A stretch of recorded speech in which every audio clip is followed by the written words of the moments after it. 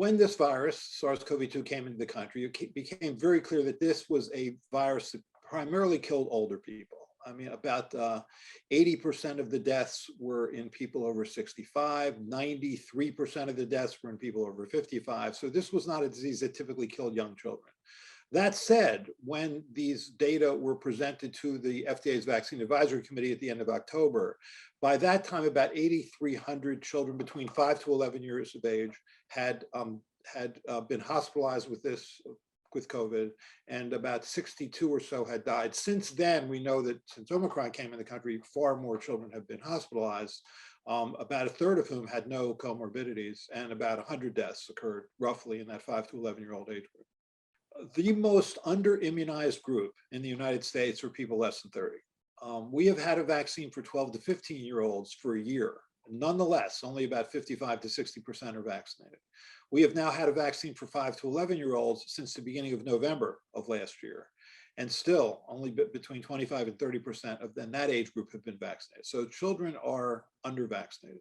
When the FDA Vaccine Advisory Committee reviewed at the end of October that the vaccine, this 2-dose vaccine for 5 to 11-year-olds, what we were most worried about was safety. Because although certainly children in that age group can be hospitalized and they can die, it's not common. And so you want to make sure above all that the vaccine is safe. And what we most worried about was myocarditis, this inflammation of the heart muscle.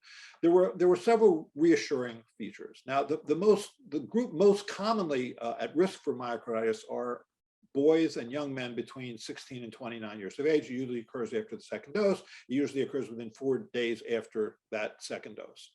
The reassuring facts are one that the incidence of myocarditis was actually much less in the 12 to 15-year-old than it was, say, in the 16 to 17-year-old. That was reassuring.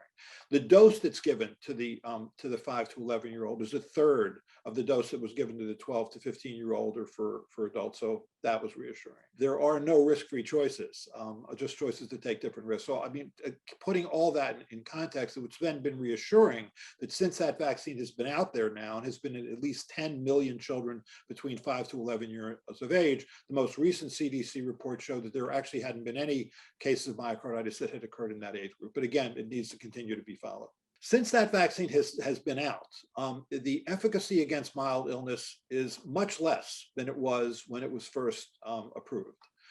So where you had like 90% efficacy for that trial that was submitted to the FDA for approval, post-approval, at least from one New York State study, that efficacy was as low as 20%, 30%. So why is that? Why was it effective when in the study that was submitted for approval and much less effective when the vaccine was then distributed? And the answer is, in a word, Omicron. When the study was done when Delta was predominant. And this vaccine is the vaccine that's used, which is against the ancestral strain, is very good against protecting against Delta. But the Omicron is not that Omicron is more contagious, which I think people mistakenly think, it's that it's more immune evasive. That's the problem with Omicron. That's also the problem with BA2, and now these 2 other variants, BA4 and BA5. So while you're still well protected against serious illness, and that's true for the 5 to 11-year-old as well, you're not as well protected against mild illness. So that's what you're seeing now. And so the thinking, I think, with the third dose is that if what happens to 5 and 11-year-olds is similar to what's happened for older people, sort of adolescents and young adults, that you get a broadening of the immune response with the third dose, that it gives you a better response against these circulating immune evasive strains like Omicron and BA2. That's the thinking behind the third dose. But that said, we need to see data. I know that Pfizer have submitted this for a third dose approval, but it has not yet been reviewed by the FDA's Vaccine Advisory Committee. Hopefully it will be, because those committee meetings are open to the public, and therefore the public gets to see those data at the same time that we're seeing them. I think many parents have the mistaken notion that this is just not a disease that causes children to suffer or be hospitalized or die, and that's not true. It does, and I think we have to make that more dramatically clear to parents, that a choice not to get a vaccine is not a risk-free choice. It's a choice to take a different risk. And I think when you talk to parents, say with these parent advocacy groups like Families Fighting Flu, Meningitis Angels, National Meningitis Association, all these parents say the same thing, all of them. They say, I can't believe this happened to me.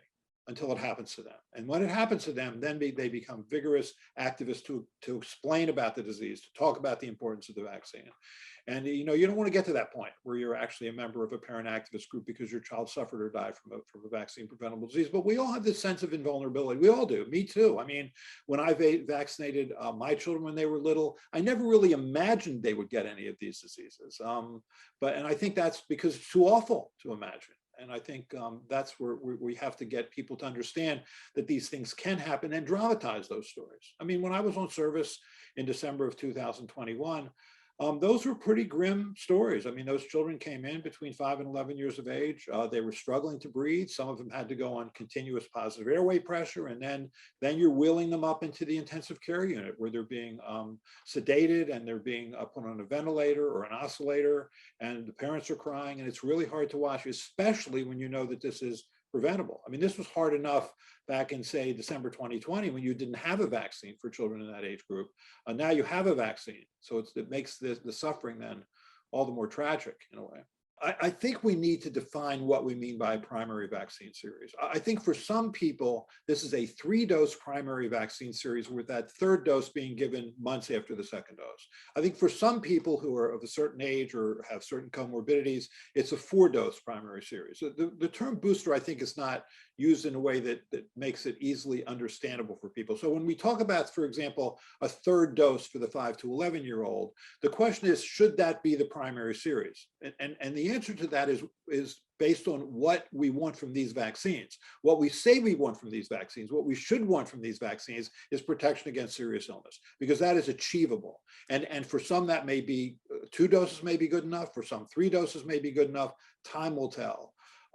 If the goal is to try and prevent mild illness, that is much, much more difficult to achieve, because this is a short incubation period disease. And even if everybody in this world were vaccinated, this virus would still circulate. It's true for all short incubation period diseases like influenza, rotavirus. So I think that's an unrealistic expectation. I think the public doesn't really understand this well in terms of what the goal is. And that's our fault. I think we need to explain it better.